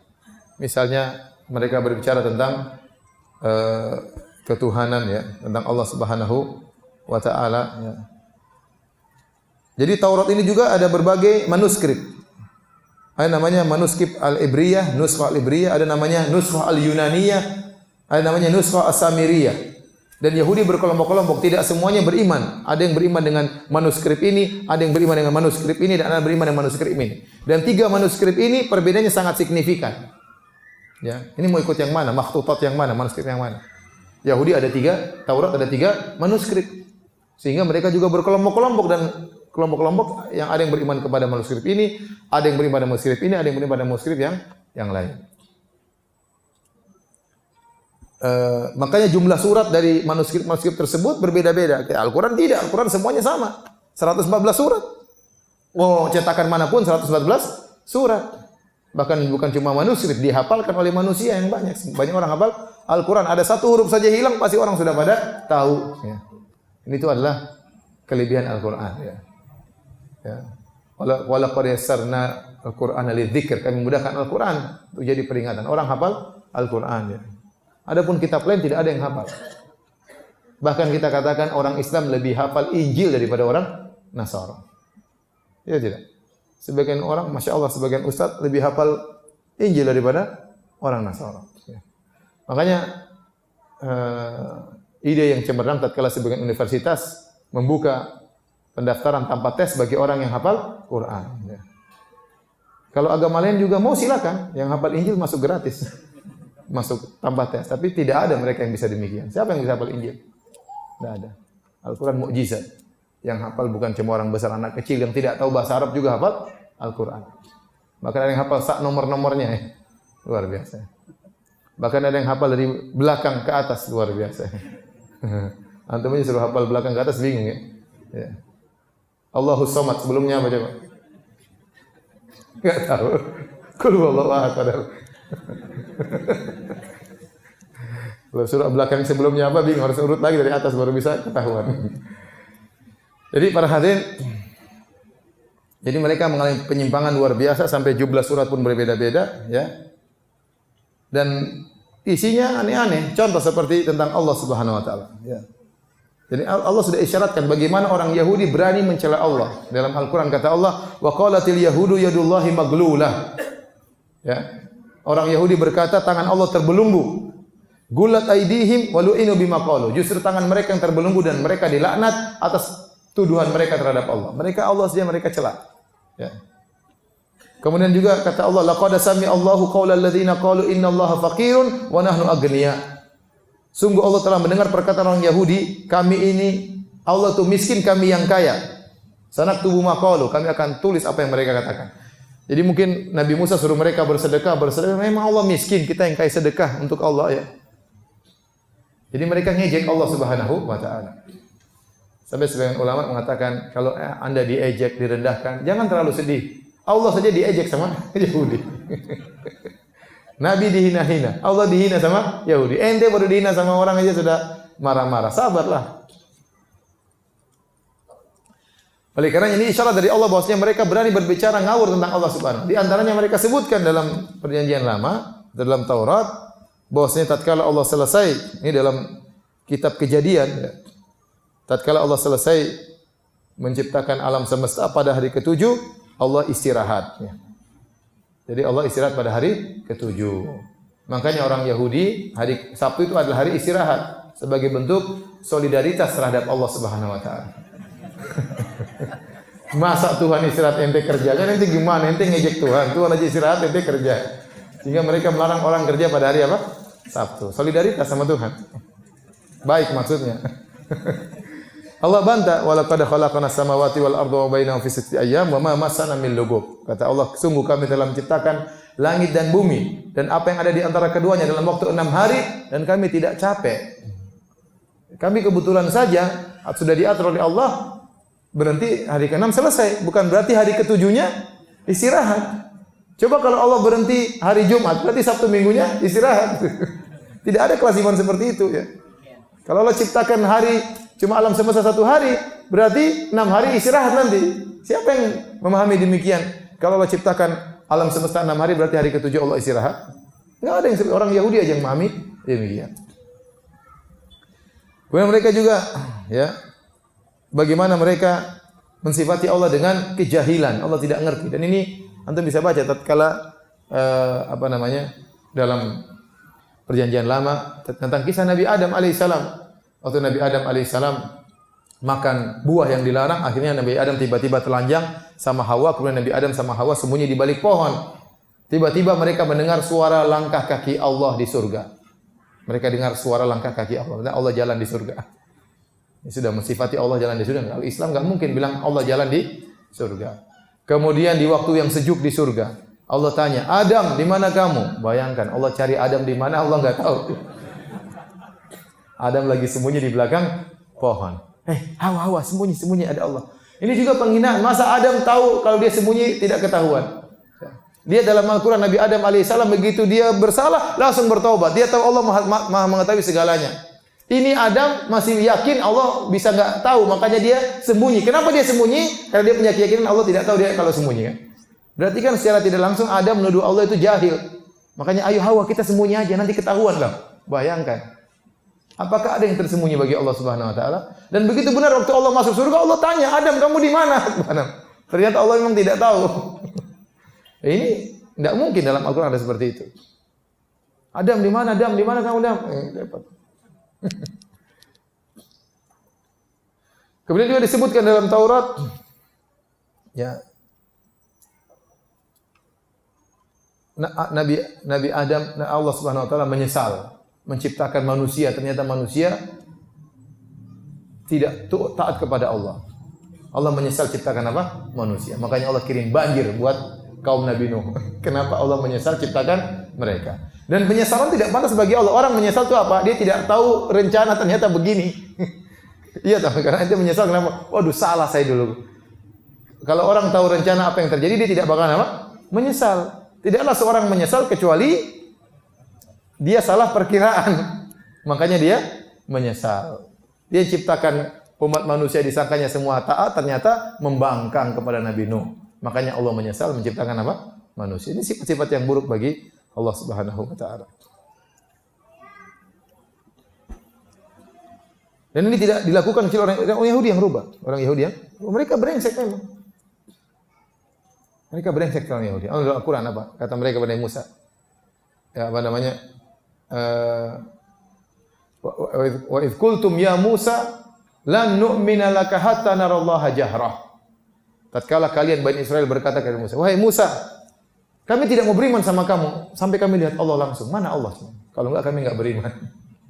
Kurang aja tadi, tidak? Kurang aja. Kata Allah, "Fa akhadhathumus sa'iqah." Allah turunkan halilintar. Matilah mereka. Tsumma ba'atsnakum ba'di mautikum. Allah bangkitkan lagi. Masih brengsek lagi, subhanallah. Antum bayangkan, antum sudah brengsek di sisi sama Allah, sudah mati, dihidupkan harusnya kan sadar, tobat, enggak juga, dibangkit masih brengsek lagi. Itu Yahudi. Kok bisa begitu? Mereka begitu mau diapain? Lihat Allah sebutkan bagaimana mereka menipu Allah. Dilarang tangkap ikan hari Sabtu, mereka pasang jaring hari apa? Jumat. Ya Jumat. Kenapa kata Allah? Ya. Wa yauma la yasbituna ihtatihim hitanuhum yauma sabatihim syurra'a. Tatkala hari Sabtu ikan datang banyak, loncat-loncat depan mereka. Waduh, ikan banyak sekali. Mungkin ikan ngejek-ngejek, tangkap saya banyak. Mereka bingung. Wa yauma la yasbituna la ta'tihim. Sementara hari lain tidak datang ikannya. Hari Minggu ikan sudah sepi, entah kemana. Hari Senin, Selasa ada 1 ekor, 2 ekor sedikit. Hari Sabtu muncul lagi banyak. Waduh, kita enggak boleh nangkap hari Sabtu. Lama-lama mereka, gimana caranya kita ngakalin Allah supaya tidak berdosa? Ya udah, begitu hari Jumat mereka buat galian di pinggir pantai. Galian. Hari Sabtu air naik dan ikan banyak, ikan-ikan terjebak di dalam galian tersebut. Mereka biarin aja. Hari Minggu baru mereka ambil ikan-ikan tersebut. Mereka tidak kerja hari Sabtu, ikannya salah sendiri kedampar di situ. Luar biasa, mereka buat hila. Akhirnya Allah rubah mereka menjadi apa? Monyet. Karena monyet itu sangat mirip dengan manusia tapi bukan manusia. Dan apa yang mereka lakukan sangat mirip dengan kebenaran tapi bukan kebenaran. Al jaza' min jinsil amal. Balasan sesuai dengan perbuatan. Jadi mereka memang ini sangat brengsek. Bayangkan mereka bicara tentang Allah Subhanahu wa taala. Allah capek. Allah jalan-jalan. Allah apa namanya? Tadi apa? Nyesal ya. Allah jahil, ngeri. Allah dibilang begitu ya. Terus dalam Taurat juga antum dapati pembicaraan mereka tentang para nabi. Juga brengsek-brengsek perkataan mereka. Mereka cerita tentang Nabi Nuh alaihissalam. Ya. Kalau Nabi Nuh Allah sebutkan dalam Al-Qur'an, innahu kana abdan syakura. Sungguhnya Nabi Nuh adalah hamba yang pandai bersyukur. Bayangkan Nabi Nuh sangat bersabar ya. Bersabar ya. Alfasanatin illa khamsina ama. Nabi Nuh berdakwah 950 tahun. Sabarnya luar biasa Nabi Nuh. Tapi kalau dalam perjanjian lama disebutkan Nabi Nuh pertama kali adalah jadi petani. kemudian dia tanam anggur, kemudian dia minum khamr, minum bir, kemudian dia telanjang dalam kemahnya. Coba Nabi teler. Gimana Nabi teler begini? Ini dalam Taurat. Nabi teler, coba. Habis teler buka baju lagi dalam kemah. Ini malu kan? Gara-gara dia teler dia buka baju telanjang. Nabi Lut disebutkan oleh mereka, ya, Nabi Lut ya akhirnya berzina dengan dua putrinya. Dari dua putri tersebut lahir anak-anak keturunan. Ya. Ini mereka bikin cerita. Nabi Lut berzina dengan putri pertama, dan dengan putri kedua. Dari dua perzinahan tersebut lahirlah anak-anak menjadi beberapa suku. Kenapa mereka bikin cerita tersebut? Karena Yahudi ini punya musuh sama suku yang lain, yang suku-suku tersebut keturunan Nabi Lut. Maka mereka bikin cerita kamu itu anak zina semuanya. Dan mereka bikin cerita tersebut mereka taruh di perjanjian lama. Kenapa? Karena permusuhan sama suku yang lain. Saya lupa namanya suku apa. Intinya dibuat itu suku-suku yang hasil perzinahan untuk menghina mereka. Mereka bikin cerita seperti itu. Sementara dalam Al-Quran bagaimana? Nabi Lut orang yang sangat suci, tidak mungkin begitu-begituan. Ya. Sampai Nabi Lut diajak homoseksual tidak mau, sampai kaumnya mengejek, kata mereka, innahum unasun yatatahharun. Sungguhnya Lut dan anak-anak itu orang-orang yang sok suci. Karena tidak mau praktek homoseksual. Anak-anak perempuannya tidak mau praktek lesbian, tidak mau.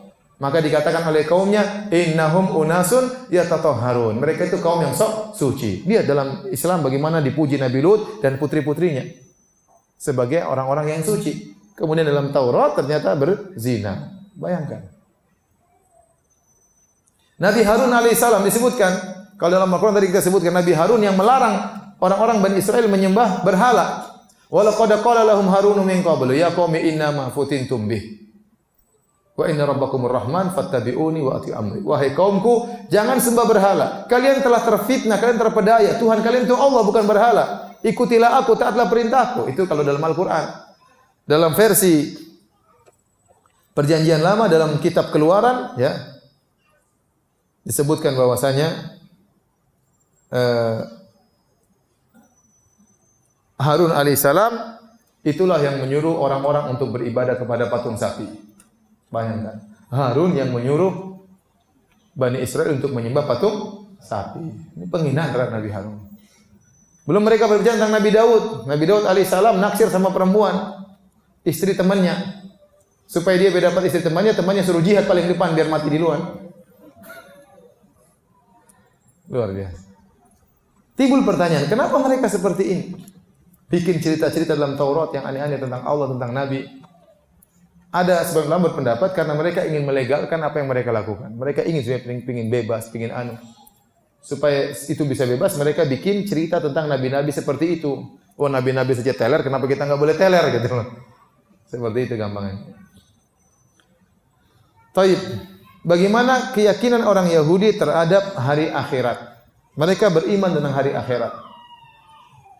Mereka beriman dengan hari pembalasan tentang surga dan neraka. Ya. Tetapi mereka melakukan penyimpangan. Mereka menyangka hanya mereka yang masuk surga. Dalam Al-Quran Allah berkata, "Qul ya ayyuhalladzina hadu in za'amtum annakum awliya'u lillahi min dunin nasi fatamannawul mauta in kuntum shadiqin." Wala yatamannawnahu abadan bima qaddamat aydihim. Katakanlah wahai Muhammad kepada orang-orang Yahudi, wahai orang-orang Yahudi, kalau kalian menyangka kalian adalah wali-wali Allah semata yang lain bukan, maka mintalah mati. Yaitu kalau kalian merasa kalau mati pasti masuk surga, ngapain hidup lama-lama? Ya sudah minta mati saja. Harusnya demikian. Namun apa kata Allah? Wala yatamannawnahu abadan. Mereka tidak bakalan minta mati karena mereka tahu perbuatan mereka. Seharusnya kalau kalian yakin mati masuk surga, minta mati. Dan mereka tidak berani, karena kalau mereka bilang iya, Nabi akan berdoa agar Allah matikan mereka. Tapi mereka tidak mau. Berarti kontradiksi. Seharusnya kalau orang yakin masuk surga, ngapain lama-lama di dunia? Itu tidak. Di dunia ngapain lama-lama kerja setengah mati, diomelin bos, diomelin tetangga, diomelin istri, repot. Mending mati aja. Mati langsung ketemu bidadari, selesai. Enggak ada yang ngomel-ngomel lagi. Tapi mereka tidak mau mati. Mereka tidak mau mati. Ini kontradiksi. Bahkan mereka sangat ingin hidup lama. Wala tajidannahum ahrasan nasi ala hayatin. Kau dapati mereka adalah orang yang paling semangat untuk hidup lama. Yawaddu ahaduhum law yu'ammara alfasan. Sebagian mereka berharap agar diberi umur sebanyak 1000 tahun. Nah, kalau kamu yakin mazlum, ngapain takut mati? Dan mereka paling sangat takut mati. Dalam ayat yang lain, Qul in kanat lakumud darul akhiratu indallahi khalisatan min dunin nas fatamannawul mauta in kuntum shadiqin wa la yatamannaw abadan. Katakanlah kalau memang kalian menyangka surga itu hanya milik kalian, maka mintalah mati kalau memang kalian menyangka surga hanya untuk milik kalian, yang lain bukan. Kalau kalian benar-benar yakin akan hal tersebut. Kata Allah, mereka tidak bakalan minta mati. Mereka juga meyakini, seandainya mereka pun nakal, masuk neraka, pun hanya sebentar, paling cuma beberapa hari kata mereka, santai aja. Kalau soleh masuk surga, kalau nakal pun masuk neraka cuma beberapa hari. Kata Allah, wa qalu lan tamassana an-naru illa ayyaman ma'dudah. Qul attakhadhtum indallahi ahdan falyukhlifallahu ahdah am taquluna Allahi ma la ta'lamun. Mereka orang Yahudi berkata, kami tidak akan disentuh oleh neraka kecuali cuma beberapa hari. Kata Allah, apakah kalian pernah mengambil perjanjian dengan Allah? Allah janji kalau kalian meninggal hanya masuk neraka cuma beberapa hari, padahal Allah tidak pernah menyelesaikan janji. Ataukah kalian berucap atas Allah apa yang kalian tidak ketahui? Dan itu keyakinan sampai sekarang. Sampai sekarang. Saya punya kawan kerja di Australia, bosnya dia itu orang Yahudi.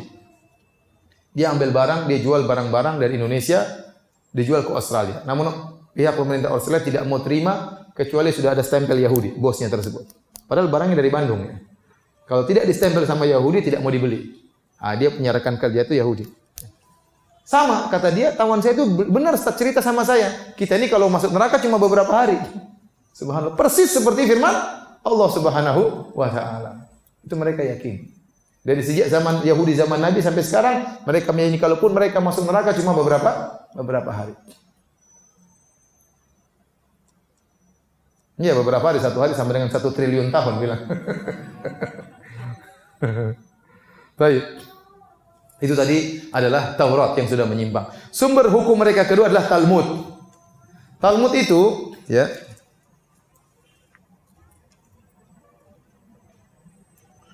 Talmud terdiri atas 2, yaitu matan dan syarah. Matan namanya Musyannad dan syarah namanya Jumara atau Jamara. Jadi ada matan, ada syarah. Talmud ini seperti kitab fikih kalau kita. Ada matanya, ada apa? Syarahnya. Kira-kira demikian. Tetapi orang-orang Yahudi lebih mensucikan kitab Talmud daripada Taurat. Sebagaimana sebagian orang Islam lebih mensucikan kitab kiainya atau syekhnya daripada Al-Quran. Pokoknya lebih benar. Ada sebagian orang Islam seperti itu. Nah, ini Yahudi seperti itu. Mereka kalau sudah bicara Talmud, Talmud ini lebih hebat daripada Taurat. Ya. Sebenarnya Talmud itu ya, adalah penjelasan para ulama Yahudi, pendeta rahib-rahib Yahudi. Penjelasan tentang Taurat, akhirnya diabadikan, dijadikanlah kitab suci tersendiri namanya Talmud.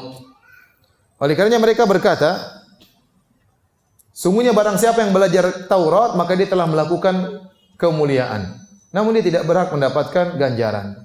Dan barang siapa yang belajar Musyannah, yaitu matannya Talmud, maka dia telah melakukan kebajikan, keutamaan dan berhak mendapatkan ganjaran. Dan barang siapa yang pelajari Jamara, yaitu syarahnya dari Talmud, maka dia telah melakukan keutamaan yang terbesar. Ini isyarat bahwasanya mereka lebih mengagungkan Talmud daripada Taurat. Baik. Talmud ini banyak, tebal, berjilid-jilid. Namun tidak ada dalam bahasa Indonesia.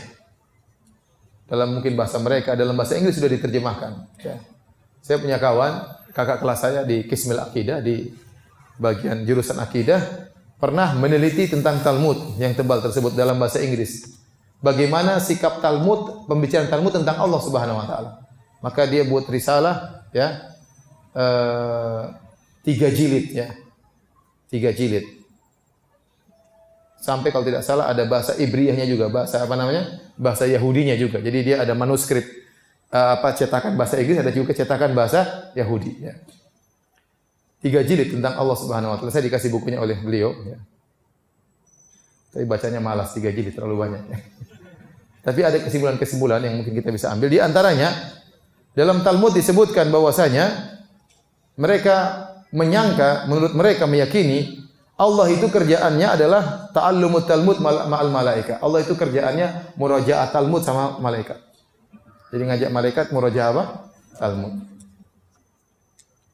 Disebutin dalam Talmud bahwasanya di antara kegiatan Allah adalah al-la'ib ma'al hut, bermain-main dengan ikan paus. Di antara yang mereka sebut dalam Talmud bahwasanya Allah menangis gara-gara musibah yang menimpa orang Yahudi. Ini dalam Talmud. Ya, sebenarnya masih banyak karena 3 jilid tentang apa? Tentang Allah. Tapi saya belum baca risalah tersebut. Suatu waktu mudah-mudahan saya akan baca. Paling tidak daftar isinya. Apa sih perkataan mereka tentang Allah dalam Talmud? Ya nanti kalau menarik dibaca isinya dong. 3 jilid terlalu panjang ya.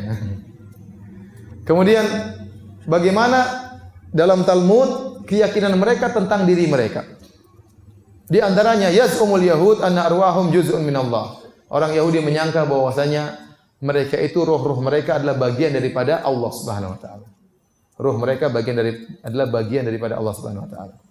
Kemudian annahum indallahi arfa'u minal malaika. Mereka meyakini bahwasanya mereka lebih tinggi kedudukannya daripada malaikat. Wa anna man yadribu yahudiyan fa ka'anna madarabal izzatal ilahiyyah. Barang siapa yang memukul Yahudi berarti dia telah memukul keperkasaan Allah Subhanahu wa taala. Dia telah memukul zat Allah Subhanahu wa taala. Jadi mereka menganggap diri mereka ini adalah suku istimewa, Sya'bullahil Mukhtar, pilihan. Tidak boleh ada suku yang seperti mereka. Ruh mereka dari Allah Subhanahu wa taala. Makanya mereka tidak terima tatkala ternyata ada nabi dari Arab, mereka tidak terima. Mereka sudah tahu nabi tersebut terakhir mereka tunggu-tunggu. Kata Allah, ya'rifunahu kama ya'rifuna abna'ahum. Mereka sudah kenal nabi tersebut seperti mereka mengenal anak-anak mereka. Sifat-sifatnya sudah jelas. Cuma ternyata mereka tidak diberitahu nabi terakhir dari bangsa Arab. Mereka sangka dari Bani Israel juga. Mereka sudah tunggu-tunggu, begitu nabi muncul, falamma ja'ahum ma arafu kafaru bih. Tatkala datang nabi yang mereka sudah kenal dengan benar-benar kenal, mereka kafir kepada nabi tersebut. Kenapa? Hasadan min indi anfusihim, karena hasad saja. Kok bisa nabi terakhir dari suku yang lain? Kemudian di antara keyakinan mereka tentang diri mereka dalam Talmud, annahum musallituna ala baqi amwalil umam wa nufusihim. Mereka yang menguasai seluruh jiwa manusia dan seluruh jiwa manusia milik mereka dan seluruh harta manusia milik mereka. Itu keyakinan mereka. Li'anna fil waqi amwal yahud, sungguhnya harta dunia ini adalah milik Yahudi. Maka kalau ada seorang mengambil harta miliknya maka tidak mengapa. Jadi menurut mereka meyakini kita ini rampas harta orang enggak ada masalah karena seluruh harta milik kita. Kita bunuh orang semuanya enggak ada masalah karena seluruh jiwa milik kita, enggak ada masalah. Itu keyakinan mereka. Kemudian mereka meyakini annan nas innama khuliqu li ajli wa li khidmatihim. Mereka menyangka seluruh manusia di alam semesta ini diciptakan untuk melayani mereka. Semua suku Jawa, suku Bugis, suku Madura ya, suku Eropa, suku Afrika, semuanya diciptakan oleh Allah untuk melayani apa? Mereka, keyakinan mereka.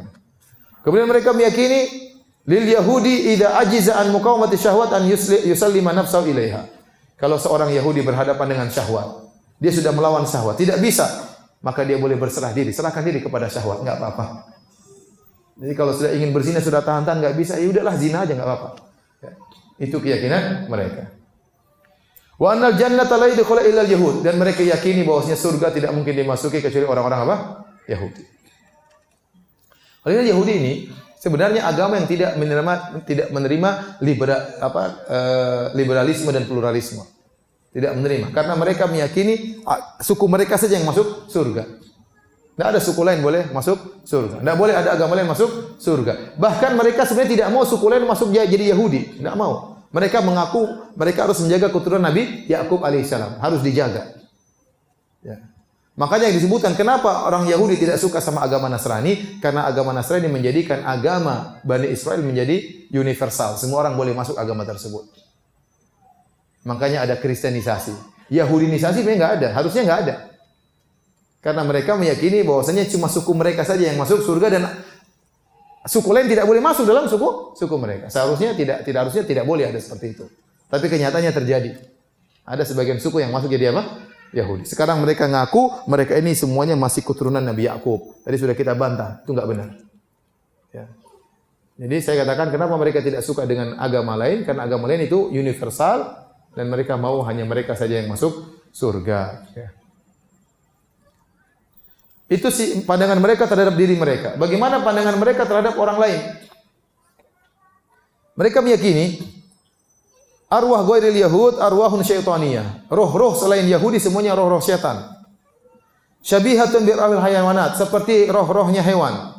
Wa annahum mithlul kilab wal hamir. Sungguhnya manusia-manusia yang lain selain Yahudi itu seperti anjing-anjing dan seperti keledai-keledai. Hanya saja mereka diciptakan dalam bentuk manusia supaya pantas untuk melayani Yahudi. Jadi antum semua ini seperti babi-babi dan monyet-monyet dan kambing-kambing dan sapi-sapi. Hanya saja antum dijadikan ganteng-ganteng gini supaya bisa melayani apa? Yahudi. Kalau ente bukannya babi-babi susah disuruh sama Yahudi. Ini keyakinan mereka. Bosnya kita ini sebenarnya hewan, tetapi diciptakan dalam bentuk manusia supaya bisa melayani apa? Yahudi. Ini termaktub dalam Talmud. Kemudian mereka meyakini la yajuzul yahudi an yusyrik ala ghairil yahudi. Tidak boleh seorang Yahudi merasa kasihan sama selain Yahudi. Haram kasihan sama selain Yahudi. Tidak boleh kasihan, tidak boleh menolongnya. Bal idza wajada waqifan ala hafratin saddaha alaihi. Ternyata dan bahkan kalau dia mendapati ada selain Yahudi terjerumus dalam lubang, maka tutup lubang tersebut. Sekalian. Jangan ditolong. Tidak boleh menolong orang selain Yahudi. Ini keyakinan orang Yahudi. Yahrumu 'alal yahudi an yarudda li ghairi mal yahud li ghairil yahud ma fuqida minhum. Haram bagi Yahudi untuk mengembalikan barang hilang dari selain Yahudi. Jadi kalau selain Yahudi barangnya hilang, pas ada di kita dapat, orang Yahudi dapat, tidak boleh kembalikan. Haram. Tidak boleh karena itu barang milik apa? Yahudi. Semua harta milik Yahudi. Yahrumu 'alal yahudi an yuqrida ghairal yahudi illa birriba. Haram bagi seorang Yahudi untuk memberi pinjaman kepada selain Yahudi kecuali dengan riba. Jadi harus riba, wajib apa? Riba. Berzina dengan selain Yahudi, laki-laki maupun perempuan maka boleh dan tidak ada hukumannya, enggak ada masalah. Wajib bagi Yahudi untuk berusaha membunuh orang-orang soleh dari selain Yahudi. Mereka meyakini juga bahwasanya neraka untuk seluruh orang selain Yahudi. Dan neraka itu lebih luas daripada surganya Yahudi 60 kali lipat. Jadi mereka ini kalau di antara mereka ketat, tapi antara mereka dengan luar mereka tidak ada halal haram. Mereka agama ini agama yang sangat ekstrim. Ya. Makanya Nabi waktu Idul Fitri atau Idul Adha, Nabi menyuruh Aisyah untuk menonton orang-orang Habasyah bermain-main di masjid. Kata Nabi, li ta'lamal yahud anna fi dinina fusha, agar orang Yahudi tahu agama Islam itu ada kelonggaran. Yahudi ketat, tidak ada gitu-gitu di antara mereka.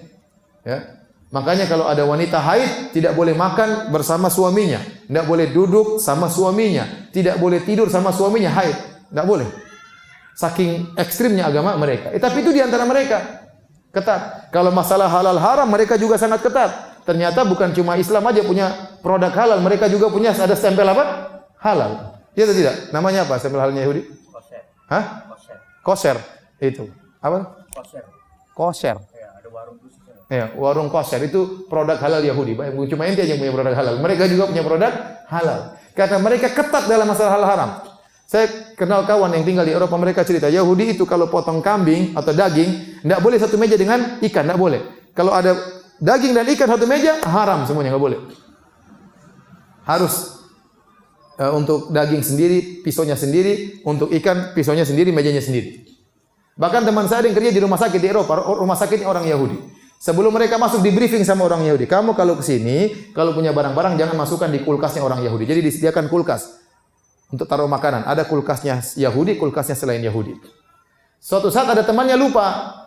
Ya, dia habis makan es krim atau makan makanan, dia simpan buka kulkas, jadi simpan di kulkasnya Yahudi. Ketahuan, itu semua barang dibuang semuanya dalam kulkas. Jadi mereka ketat.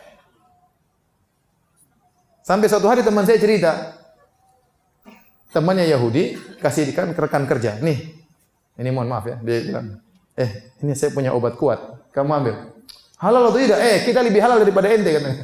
Kata Yahudi, kita lebih halal daripada ente. Kita lebih ketat masalah halal haram daripada ente. Jadi mereka di antara mereka itu apa? Ketat. Itu di antara mereka. Makanya di antara mereka ada yang jilbaban, tutupan semua enggak kelihatan sama sekali. Ya, cadaran tutup, semua kos tangan semua tutup, lebih dahsyat daripada wanita muslimah. Mereka sangat ketat. Tapi itu di antara mereka. Untuk luar mereka tidak ada hal-hal haram tadi. Zina boleh, harus riba sama orang, semuanya boleh kalau sama orang luar. Jadi sini antum tahu itulah keyakinan mereka terhadap selain mereka dalam kitab Talmud. Terakhir kita bicara tentang protokolat. Protokolat itu bukanlah kitab suci, tetapi adalah hasil muktamar yang mereka lakukan. Ya istimewa. Mereka kumpul, mereka bikin muktamar, kemudian mereka mengeluarkan suatu keputusan. Pertemuan seluruh Yahudi, pembesar-pembesar Yahudi seluruh alam semesta. Mereka kumpul, mereka buat satu namanya protokolat. Pertemuan pertama, pertemuan kedua, pertemuan ketiga. Sampai suatu saat mereka bikin pertemuan di Swiss pada tahun 1897 yang dihadiri oleh sekitar 300 orang dari pembesar-pembesar Yahudi. Dan akhirnya protokolat ini ketahuan pada tahun 1901 oleh seorang wanita dari Perancis. Ya, intinya ada ceritanya, akhirnya dia pun tahu protokolat tersebut, akhirnya dia sebarkan. Ya. Dan itulah konsep kerja orang-orang Yahudi. Mereka sepakat untuk menjalani konsep kerja tersebut. Inti dari isi protokolat tersebut adalah ya, banyak poin-poinnya bahwasanya orang Yahudi ya harus menguasai alam semesta. Ini pertama. Yang kedua, orang Yahudi harus menimbulkan permusuhan di antara suku-suku dalam suatu negara. Yang ketiga, orang Yahudi harus menebarkan aib pemerintah di setiap negara supaya rakyatnya benci kepada pemerintahnya, supaya tumbang itu pemerintah di negara tersebut. Di antaranya, seluruh sarana komunikasi harus dikuasai oleh Yahudi. Percetakan, ya, kemudian hiburan, kemudian media sosial, pertelevisian, semuanya harus dikuasai oleh Yahudi. Karena di situ mereka akan memasang racun-racun mereka. Sampai sekarang banyak ya film-film di Hollywood yang pegang orang-orang apa? Yahudi. Kemudian mereka berusaha mengatur apa? Sistem ekonomi alam semesta. Di antaranya dengan riba. Itu produknya orang Yahudi. Subhanallah, sekarang kalau yang pegang harga berlian siapa? Orang Yahudi di Eropa sana. Saya pas lewat sana saya itu kalau mau beli berlian situ. Yang jual semua orang Yahudi. Yang pasang harga mereka. Bayangkan. Mereka yang kuasai apa? Berlian. Berlian barang mahal, yang pasang harga mereka. Ya. Jadi inilah gambaran ya sedikit tentang orang-orang Yahudi. Ya. Betapa bejatnya mereka, ya. Berapa rusaknya mereka, dan mereka akan menjadi musuh kaum muslimin di akhir zaman. Baik, demikian saja. Wallahu a'lam bishawab. Kalau ada yang bertanya saya persilakan. Apakah pertobatan mereka dengan cara bunuh diri akan diterima oleh Allah? Waktu mereka melakukan kesalahan, mereka diterima oleh Allah. Allah yang suruh mereka untuk bunuh diri saat itu. Cara bertobatnya bukan bunuh diri, tapi sebagian mereka membunuh yang lain. Jadi yang tidak menyembah berhala, berdiri menikami yang menyembah apa? Berhala sapi. Ya, itu caranya. Saling bunuh di antara mereka. Dan itu yang Allah perintahkan kepada mereka. Kalau kita umat Islam tidak sampai seperti itu. Memboikot produk Yahudi di zaman ini apakah termasuk gulu? Ya. Asalnya kita boleh bermuamalah dengan pihak mana saja. Non-Muslim, Yahudi, Nasrani, Buddha, Hindu, semua boleh. Penyembah berhala, penyembah matahari, orang Jepang, penyembah dewa. Di mana sih kita boleh bermuamalah? Dan kita sekarang bermuamalah dengan berbagai macam negara. Ya. Ya. Namun kalau kita tahu suatu pemahaman tertentu ternyata benar-benar untuk merusak Islam, maka hendaknya kita hindari. Apalagi Yahudi dengan kebengisan yang seperti itu ya. Ya. Kalau kita bisa tidak memakai produk mereka, kita pakai produk dalam negeri tentu lebih baik. Tetapi kalau untuk menyuarakan harus seluruhnya, ini tentu kembali kepada pemerintah. Pemerintah yang lebih tahu masalah-masalah dan mudarat, masalah pemboikotan ya. Apakah kita lagi musuhan misalnya sama negara tertentu, kita boikot ini berdampak buruk atau baik kepada pemerintah, tentunya dipikir oleh pemerintah yang mengatur perekonomian ya. Tapi kalau kita sebagai orang Islam, kita punya hak saja. Saya berhak tidak pakai produk Yahudi, saya tidak mau. Itu hak kita. Terserah kita. Saya lebih sedang pakai produknya orang Islam. Itu tentu lebih baik. Ya. Tapi kalau mengatakan tidak boleh secara mutlak, ini Allah alam besok kembali kepada maslahat dan mudarat. Karena Nabi SAW juga dulu bermuamalah dengan orang Yahudi. Maka kembali kepada maslahat dan mudarat.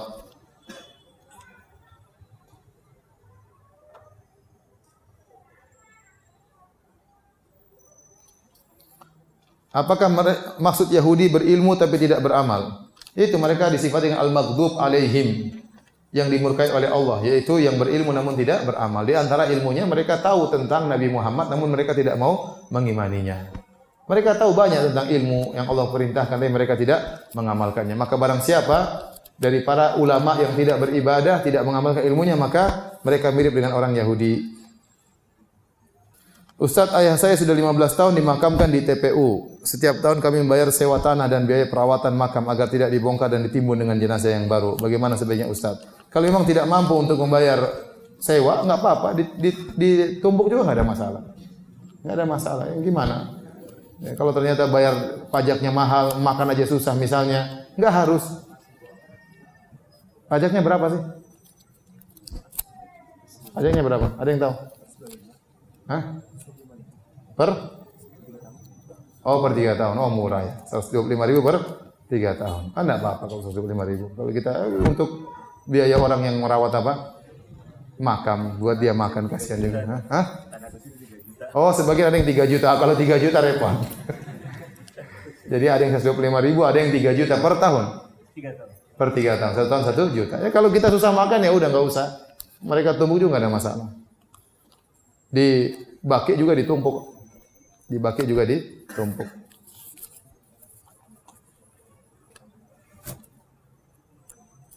Apa kita boleh makan sembelihan orang Yahudi? Ya boleh. Ya, sembelihan orang Yahudi boleh dimakan. Allah yang menghalalkan. Wa ta'amul ladzina utul kitaba halal lakum wa ta'amukum halal lahum. Makanan mereka halal bagi kalian dan makanan kalian halal bagi mereka. Jadi tidak mengapa Yahudi kalau dia pasang produk halal, enggak apa-apa. Yahudi kalau tidak makan babi, yang penting bukan babi dan anjing, tidak mengapa kita makan karena mereka juga ketat. Ya. Ketat.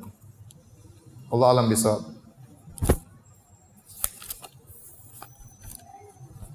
Saya pernah bilang sama kawan-kawan yang tinggal di sebagian kota Eropa, kan tidak apa-apa kalian makan sembelihan orang-orang Yahudi Nasrani. Kata mereka, Ustaz, yang masalahnya mereka banyak yang ateis. KTP-nya Nasrani tapi apa? Ateis. Gitu, waduh, repot juga kalau begitu kalau ateis. Seandainya Nasrani Yahudi tidak apa-apa, tapi banyak sekarang orang Eropa yang mereka tidak mengenal Tuhan. Mereka malas pergi ke gereja, mereka tidak beribadah. Sehingga akhirnya mereka larinya kepada ateis. Yang dapat hidayah lari ke Islam, sebagian mereka lari menjadi ateis. Itu yang dikhawatirkan oleh teman-teman.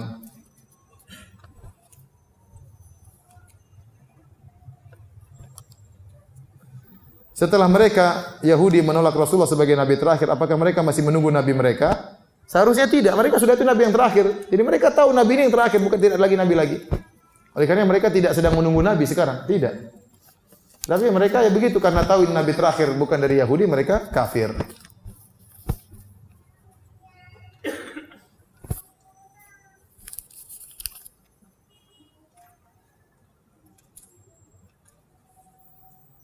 Bagaimana dengan orang yang mengaku Habib, sedang mereka tidak mengharamkan musik? Nah, kita bilang, ya namanya keturunan Nabi SAW bermacam-macam. Ada yang sangat soleh, bertakwa kepada Allah. Ada juga yang melakukan maksiat, ada juga yang menyimpang, ada yang jadi Syiah. Ada yang macam-macam ya. Kalau kita tahu ada keturunan Nabi SAW melakukan kesalahan, maka kita tegur. Sebagai bentuk sayang kita kepada mereka, kita tegur bahwasanya itu tidak boleh. Ya, leluhurmu Rasulullah SAW pernah bersabda, la yakunanna aqwamun min ummati yasil hirra wal harra wal khamra wal ma'azif. Leluhurmu Rasulullah SAW pernah bersabda, akan ada dari umatku yang menghalalkan alat-alat musik, menghalalkan zina, menghalalkan khamar, menghalalkan sutra bagi lelaki. Sampaikan, jelaskan. Kalau kamu sayang kepada mengagungkan leluhurmu, amalkanlah perkataan leluhurmu. Di antara Habib yang luar biasa, tulisnya sangat banyak di Saudi, namanya Habib Abdul Qadir As-Sakaf. Itu bukunya sangat bagus-bagus. Di internet juga banyak. Duror.net. Ya. Dia bantah Syiah, dia bantah Sufi, dia Masya Allah ya. Abdul Qadir As-Sakaf ya. As-Segaf ya. Orang alim.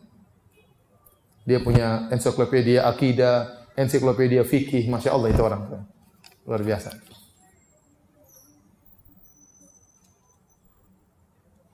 Ustaz, benarkah bangsa Yahudi ditakdirkan oleh Allah sebagai bangsa yang cerdas? Ya, buktinya mereka cerdas memang. Mereka cerdas dan brengsek. Semua mereka yang kuasai.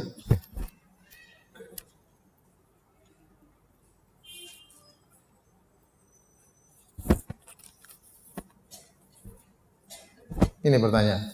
Ustaz, medsos, elektronik, keuangan pegang Yahudi. Apa hukumnya menggunakan produk mereka? Tadi saya bilang, kalau ada masalahnya nggak ada masalah. Karena Nabi hukum asalnya bermuamalah dengan orang Yahudi. Kalau medsos kita gunakan untuk kebaikan nggak ada masalah. Meskipun itu milik mereka.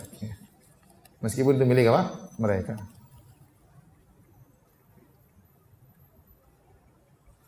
Kalau zakat mal digunakan untuk bangunan masjid tidak boleh.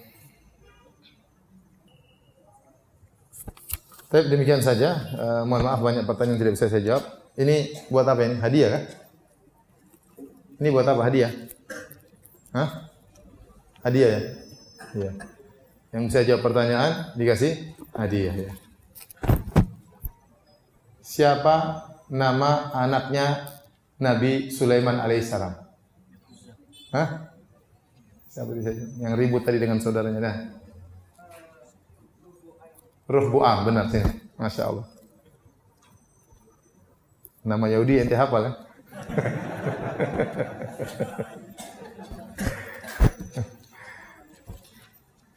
Baik. Kita sebutkan tadi juga ya bahwasanya sejarah Yahudi terbagi menjadi 3. Masa apa? Masa apa? Silakan ya. Masa membuat 12 hakim, kemudian berubah menjadi kerajaan dan perpecahan menjadi 2, kerajaan Israel, kerajaan Yahudi. Masya Allah, silakan.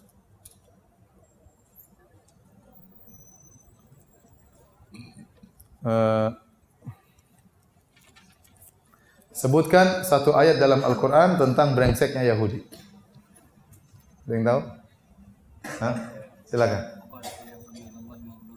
Iya, wa qalatil yahudu yadullahi maglula gullat aydihim wa lu'inu bima qalu. Kata orang Yahudi bahwasanya tangan Allah terbelenggu. Silakan. Masya Allah. Sebutkan dalil bahwasanya musuh utama kita Yahudi sampai hari kiamat. Hah? Mana? Angkat tangan, jangan berisik-berisik aja. Ayo, coba. Bukan, saya tidak mau yang saya sebutkan. Hadis. Ada yang jawab? Ya. Kisah pohon, kenapa pohonnya? Oh iya, orang Yahudi akan bersembunyi di balik pohon. Semuanya panggilnya Muslim Yahudi belakang. Sikat. Silakan. Baik, demikian saja kajian kita. Subhanakallah bihamdik asyhadu an la ilaha illa anta astaghfiruka wa atubu ilaik. Assalamualaikum warahmatullahi wabarakatuh.